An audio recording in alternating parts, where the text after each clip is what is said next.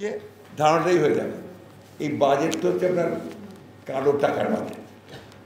কালো টাকা কী করে সাদা করা যাবে তার বাজেট, কী করে দুর্নীতি আরও বেশি করে করা যাবে তার বাজেট।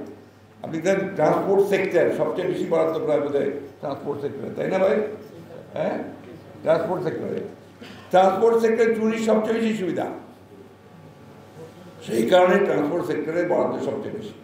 এবং আনপ্রোডাক্টিভ খাতগুলোতে ট্রান্সপোর্ট সেক্টরে আমাদের অবকাঠামো তৈরি হয় ঠিকই আছে, কিন্তু সেই অবকাঠামো তো আপনার উন্নয়নের দিকে এগিয়ে যেতে হবে।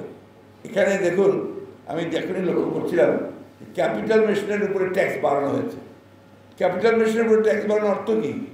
অর্থ হচ্ছে যে এখানে যেন ইন্ডাস্ট্রি না হয়, যন্ত্রপাতি যেন আমদানি করতে না পারি আমরা, আর কোনো কলকারখানা না করতে পারি। এমপ্লয়মেন্ট কোথায়? আপনার মানুষ কর্মসংস্থান কোথায়? মানুষ কাজ পায় না। ঢাকা শহর থেকে আমাদের যারা এখানে ছোটোখাটো ব্যবসা বাণিজ্য করতো, চাকরি করতো, তারা সব গ্রামের দিকে চলে যাচ্ছে। গ্রামের দিকে গিয়েও তো লাভ নাই, সেখানে কোনো কাজ নাই। এই যে একটা ভয়াবহ অবস্থা, কিছুক্ষণ আগে সাবেক এসপি সাহেব বলেছেন যে এই কথা বলে আপনার এই কৃষি বিপ্লব, শিল্প বিপ্লব এগুলো বলে তো কোনো লাভ হবে না যদি আপনার এই ভয়াবহ যে দানব একটা মনস্টার, একেবারে পুরোপুরি মনস্টার, সেই মনস্টারকে যতক্ষণ না আমার বুকের উপর থেকে সরাতে পারবো ততক্ষণ পর্যন্ত আমার কোনো বিপ্লবের কাজ হবে না। একটা জিনিস আমাদের মনে রাখতে হবে, এই সরকার যেটা আমাদের মিন্টু ভাইও বলেছেন যে মিথ্যার উপরে টিকে আছে। অল স্ট্যাটিস্টিক্স আর ফলস, বানানো, তৈরি করা, যত পরিসংখ্যান আছে সব তৈরি করা। তো আপনি কার উপরে বসে আপনি প্ল্যানিং করবেন যা কোনো সময় তো ভুল আসবে, ভুল হচ্ছেও তাই। আমার কথা নয় তো, আপনি দেখুন যে কিছুক্ষণ আগে আমাদের একজন ভাই বললেন যে বেনজির বাজেট। বেনজির তো সব দিক দিয়ে, এখন বেনজির আমাদের পুলিশ অধিকর্তা ছিলেন, তিনি আমাদের সাবেক পুলিশ কর্তা, র্যাবের ডিজি ছিলেন, তিনিও যা ঘটিয়েছেন তাও বেনজির। এখন বাজেট হচ্ছে তাও বেনজির। সাবেক আর্মি চিফ ছিলেন, তিনি যে ঘটিয়েছেন সেটাও বেনজির। আমাদের সব কিছুই বেনজির। তাই আমাদের শেষ কথা যেটা হচ্ছে যে সবাইকে জেগে উঠতে হবে। আপনারা সবাই শিক্ষিত, অত্যন্ত উচ্চশিক্ষিত মানুষ, বিশ্ববিদ্যালয়ের অধ্যাপক।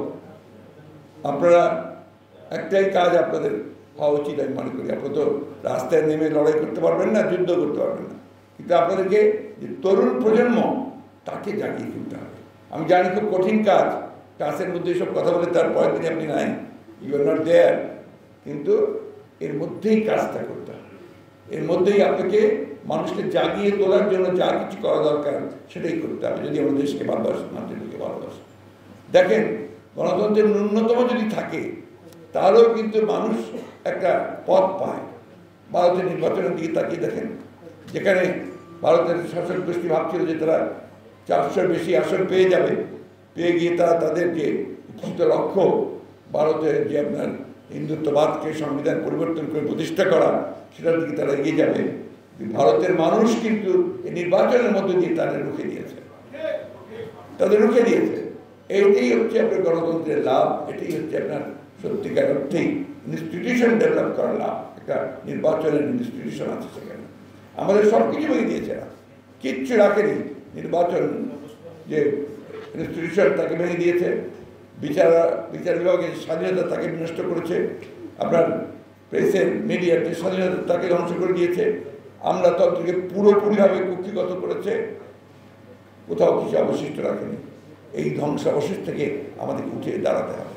আমাদের সামনে তো নদী আছেই, আমাদের প্রেসিডেন্ট জিয়া রহমান সাহেব, আমাদের নেত্রী দেশনেত্রী বেগম খালেদা জিয়া, তিনিও কিন্তু 9 বছর সংগ্রাম করে ধ্বংসস্তূপ থেকে জেগে উঠেছিলেন ফেরেক্স পাখির মতো। আজকে আমরা আমাদের ভারপ্রাপ্ত চেয়ারম্যান তারেক রহমানের নেতৃত্বে সংগ্রাম করছি, লড়াই করছি। এবং আপনি লক্ষ্য করে দেখবেন কেউ কিন্তু হতাশ হয়নি, কেউ দল ছেড়েও যায়নি, আমাদের দলও কেউ ছেড়ে চলে যায়নি, এবং সে যাবেও না, কারণ আমরা একটা সত্যের পথে, ন্যায়ের পথে আছি। আজকে সেই জন্যই আমার যে এই সেমিনারের শেষে আমার যে আবেদন, শহীদ প্রেসিডেন্ট জিয়া রহমানকে স্মরণ করে তার আদর্শকে বাস্তবায়িত করতে হবে।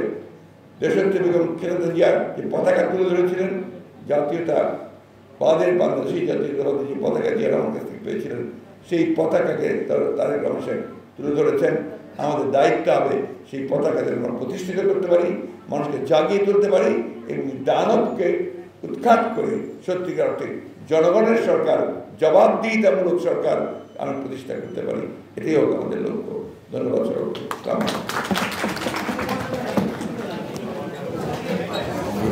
দিয়ে বলা